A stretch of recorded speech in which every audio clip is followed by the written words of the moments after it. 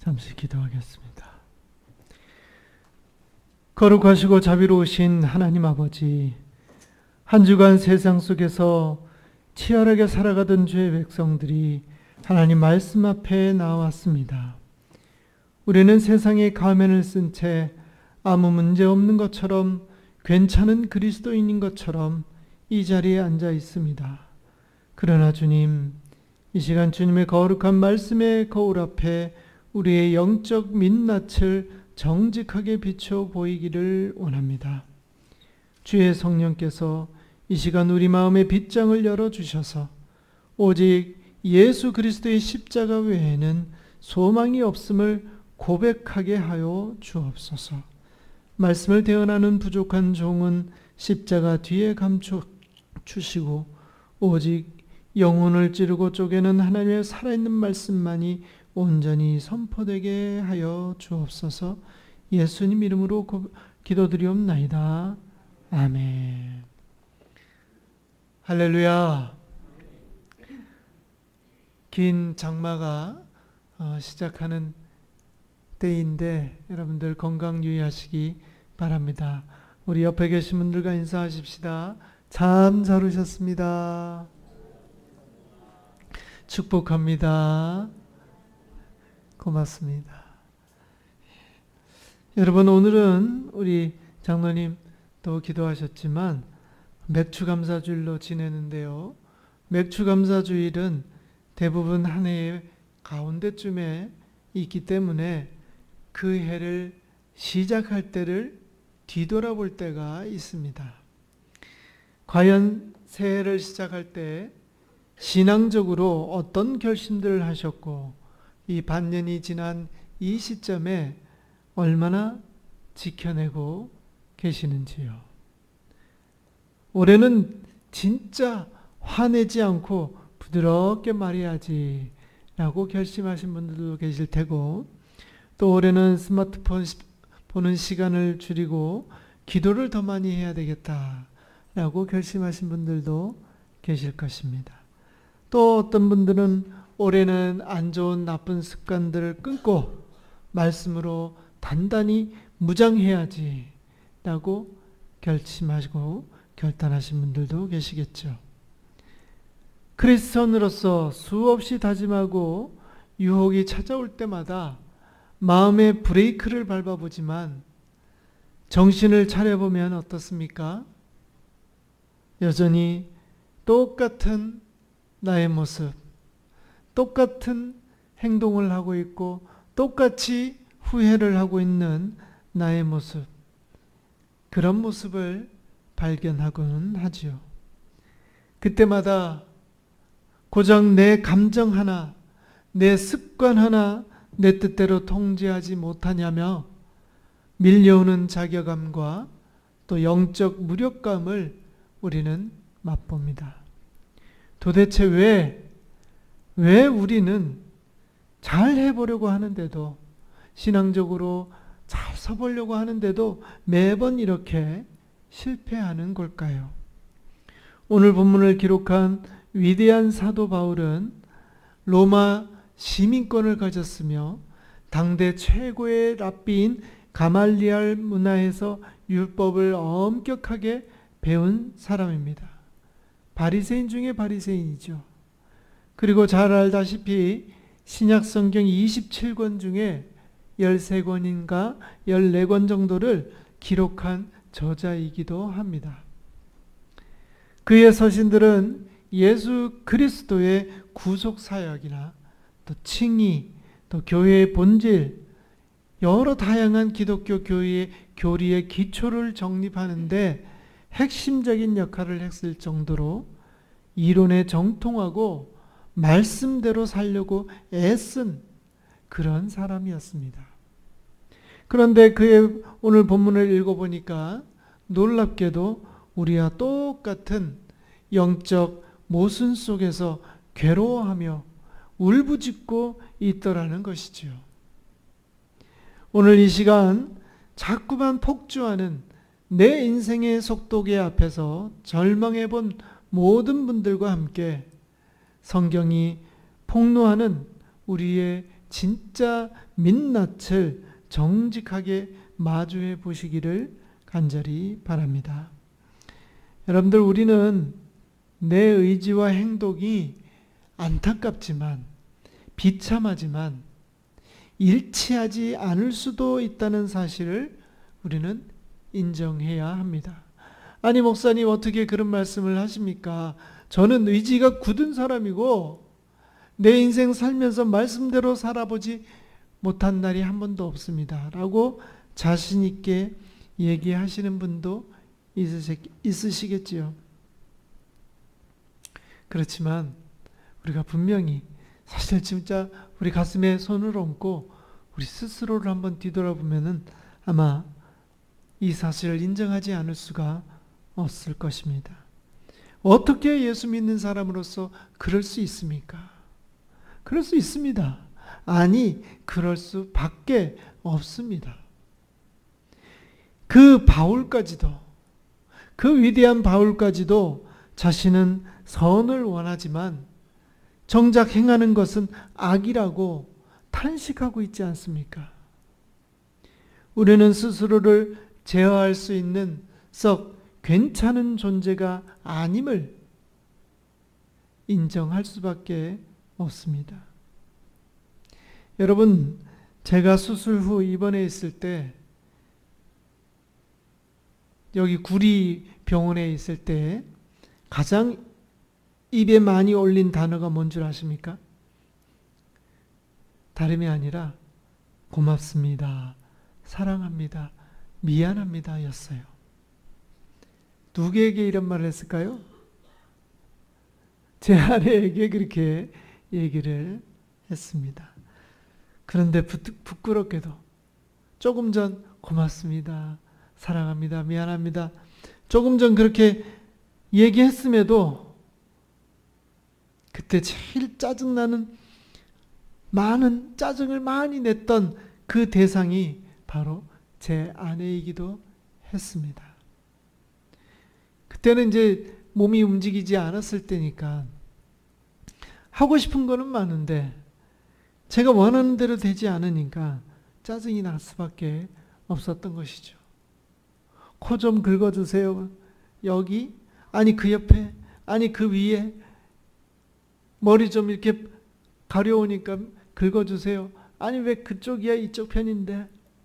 이거를 지금은 손이라도 팔이라도 움직여서 이렇게 얘기하지만 그때는 팔도 움직이지 않고 그러니까 말로 할 수밖에 없었어요. 근데 그거를 시원하게 한번 긁어주면은 제가 또 뭐라고 그런다고요? 미안합니다, 감사합니다, 사랑합니다, 미안합니다를 또 얘기하고. 제가 제일 행복했던 때가 언제인 줄 아십니까? 침대 리모컨을 제가 누를 수 있게 됐을 때였습니다. 저는 원하는 이 기울기 각도가 있는데 제 아내는 그걸 모르죠, 제 마음을. 그러니까 어느 정도만 해주면 제가 어떻게 해요? 좀 더 위에, 좀 더 밑에, 아니 거기 말고 좀 더 위에, 뭐 이렇게 막 서로 막 얘기를 여러 번 해야지 원하는 그 각도가 나왔던 거죠. 근데 제가 막 이 리모컨을 손을 잡으니까 제 마음대로 올렸다가 제 마음대로 내렸다가 아주 신이 나게 만질 수가 있었습니다. 여러분, 사랑해야지 하면서도 왜 입으로는 상처를 줄까요? 정직해야지 하면서도 왜 순간적인 그 이익에 눈이 멀어서 거짓말을 선택하게 되는 것일까요?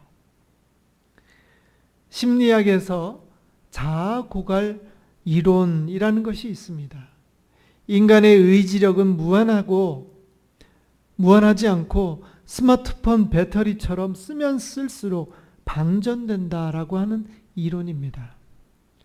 아침에는 직장 상사에게 잔소리를 듣고 또 그거 참아내느라고 마음의 배터리를 써버리죠. 오후에는 밀려오는 스트레스를 의지력으로 꾹꾹 참아냅니다. 하지만 저녁이 되고 밤이 되었을 때는 그 의지력의 배터리가 0%가 되면 어떻게 될까요? 가장 사랑하는 가족에게 별것도 아닌 일로 폭언을 쏟아내거나 낮에 그렇게 참았던 야식이나 각종 중독의 유혹에 허무하게 무너져 버리죠. 우리의 의지력은 고작 몇 시간 버티지 못하고 방전되는 그런 부실한 배터리와 같은 것입니다. 이런 유한한 의지력으로 어떻게 우리 안에 거대한 죄성을 이겨낼 수가 있겠습니까? 여러분들, 제가 한번 부탁을 한번 드릴 테니까 지금 한번 해보십시오. 지금부터 약 1분 동안 절대로 흰색 곰을 생각하지 마십시오. 시작합니다. 시작. 절대로 흰색 곰은 생각하시면 안 됩니다.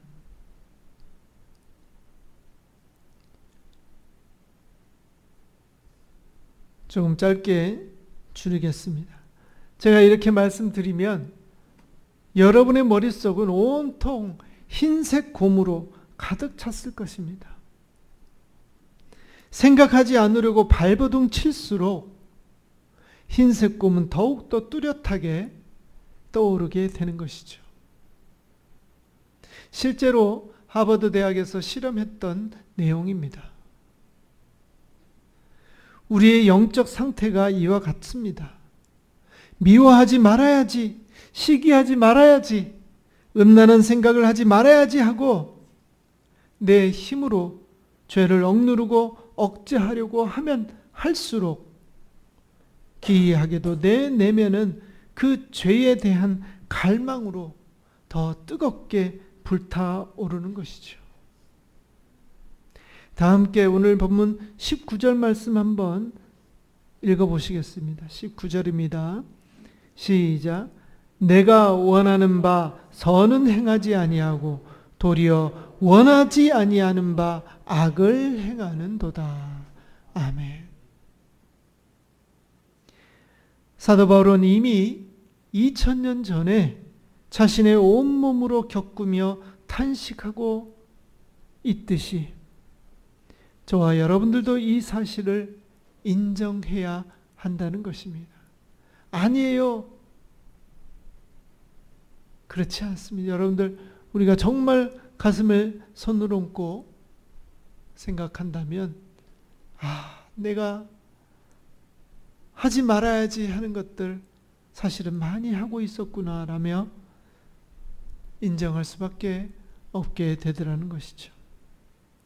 바울도 이 사실을 인정하는데 그는 학자죠. 또 하나님께서 부어주신 성령의 충만함으로 인정하기만 한 게 아니라 그것의 원인까지도 분석을 했습니다. 바울은 이 모순의 원인이 내 속에 거하는 죄이며 그것이 죄의 법이 되어서 세력이 되어서 나를 사로잡는다라고 분석을 했습니다. 죄는 내 습관이나 내 의지력의 문제가 아니라 죄가 나를 지배하고 있기 때문이다라는 것을 고백했다는 얘기입니다. 다 같이 20절을 한번 보시겠습니다. 20절입니다. 시작. 만일 내가 원하지 아니하는 그것을 하면 이를 행하는 자는 내가 아니요 내 속에 거하는 죄니라. 아멘. 바울은 내 속에 거하는 이라고 하는 말을 할 때에 오이케오라고 하는 히브리 단어를 사용했어요. 이 오이케오라고 하는 단어는 죄가 손님처럼 잠깐 들렀다 가는 것이 아니라 내 안방을 차지하고 주인 노릇을 하고 있다라고 하는 그런 의미로 쓰여진 단어입니다. 죄는 내 마음의 안방에 아예 침구를 펼치고 또아리를 틀고 앉아서 내 생각과 내 감정의 주도권을 쥐고 실질적인 거주자 행세를 하고 있다라고 바울은 연구했다라고 하는 것이에요. 그는 또 23절에 말을 합니다. 나를 사로잡는 것을 보는도다 라고 썼어요. 여기는 아이크말로티조라고 하는 이런 단어를 사용을 했는데요. 이 아이크말로티조라고 하는 이 단어는 포로로 사로잡다, 완전히 제압하다라고 하는 뜻입니다. 어떻게 할 수가 없어요. 포로로 사로잡혀가지고 꽁꽁 묶여서 이리 가라면 이리 가고 저리 가라면 저리 가고, 이러한 모습은 고대 전쟁에서 패배한 군사가 무기를 빼앗기고 쇠사슬에 묶여서 적국의 노예로 끌려가는 그런 비참한 상태를 묘사하는 군사 용어가 바로 아이크말로티조, 나를 사로잡는 것이다 라고 하는 것이에요. 즉 내 안에서 주인 행사하는 것도 모자라서 나를 쇠사슬로 묶어서 노예로 부려먹으려고 하는 것이다. 이것이 바울이 이런 일이 일어나는 이유를 밝힌 것입니다. 이제 우리는 왜 마음과 행동에 괴리가 존재하고 왜 마음 먹고 결심한 대로 살아내지 못하는지 그 이유를 바울의 입을 통하여서 알았습니다. 그렇다고 해서 나의 실질적인 거주자, 나보다 힘센 죄를 이길 수 없습니다. 안다고 해서 이길 수 없어요. 어떻게 해야 할까요? 바울도 같은 고민을 했습니다. 분석해 보니까 내 속에 들어와 있는, 또아리를 틀고 있는, 주인 행사를 하고 있는 이 죄가 나를 꽁꽁 묶어서 이리 끌고 저리 끌고 하는구나 라고 하는 것까지는 알았는데, 그 이후에 어떻게 해야 하는가 바울도 고민했다는 것입니다. 그리고 마침내 답을 찾았습니다. 뭐라고 하는지 우리 다시 성경을 한번 보시겠습니다. 24절입니다. 다 같이요. 24절 시작. 오호라 나는 곤고한 사람이로다. 이 사망의 몸에서 누가 나를 건져내랴. 아멘. 이게 뭡니까? 전혀 바울스럽지 않아요. 수많은 세월 동안 바울은 이 문제로 고민하고 또 고민했을 텐데, 고작 죄에게 두 손 두는 것이 그가 찾은 해답이라고요? 오라 나는 공고한 사람이다. 자기가 지금 얼마나 약한지를 시인하고 있죠. 고백하고 있는 것입니다. 이 사망의 몸에서 누가 나를 건져내랴. 한탄하고 탄식하고 있는 것이죠. 맞서 싸우는 그런 내용이 아니라 철퍼덕 주저앉아서 어찌해야 할꼬 절망하고 좌절하고 있는 게 바울이 내린 대답이었다고 하는 것이에요. 다른 사람은 몰라도 적어도 바울이라면 자기 안에서 주인 행사하고 있는 죄를 향하여서 야, 당장 나가! 이 정도쯤은 해줘야 하는 거 아닐까요? 바울인데. 그런데 오라 나는 공고한 사람이로다. 이 사망의 몸에서 누가 나를 건져내랴. 두 손 들고 있는 모습, 이 모습을 보여주고 있다는 것입니다. 이 실망스러운 모습을 보여주고 있다는 것이에요. 저는 로마서 7장이 여기에서 끝을 맺었다면 더 이상 성경을 보지 않았을 것입니다. 그런데 역시 우리 바울 선생님은 이어지는 25절에서 반전 드라마를 쓰시죠. 다 같이 25절을 읽어보시겠습니다. 시작.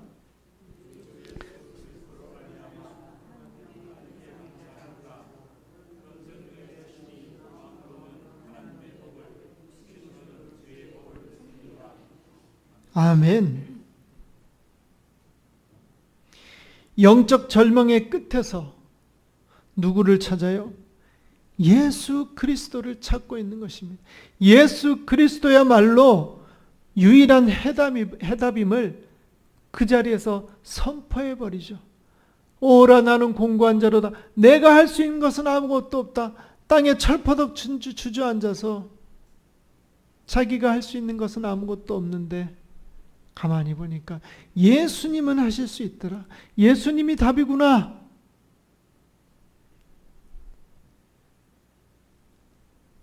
이 선포는 나의 주인은 죄가 아니라 예수 그리스도라는 것을 고백하는 그런 선포인 것입니다.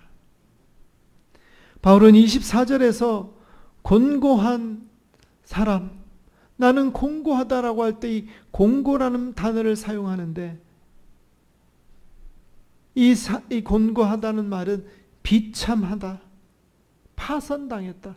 배를 타고 갔는데 배가 그냥 부서져 버렸다. 바닷속에 그냥 폭 빠져버렸다. 그런 의미입니다. 이런 단어를 사용함으로써 자신의 상태를 객관적으로 인정해요. 나는 이 죄악을 내 속에서 따리를 틀고 있고 나를 좌지우지하는 이 죄를 나는 이길 수가 없다. 공고한 사람이다. 객관적으로 인정하였습니다. 내가 죄인임을 철저하게 인식하는 것, 거기서부터 구원이 시작된다는 것을 바울이 오랜 기도와 하나님과의 교제 속에서 깨닫게 되었다는 것이죠.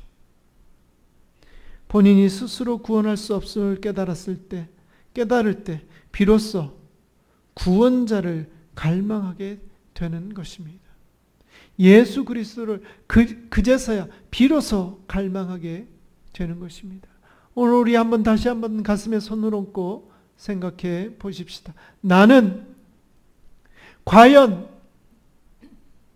내가 저지르고 있는 수많은 죄악들을 나 스스로 해결해 보겠노라고 해본 적은 없는가?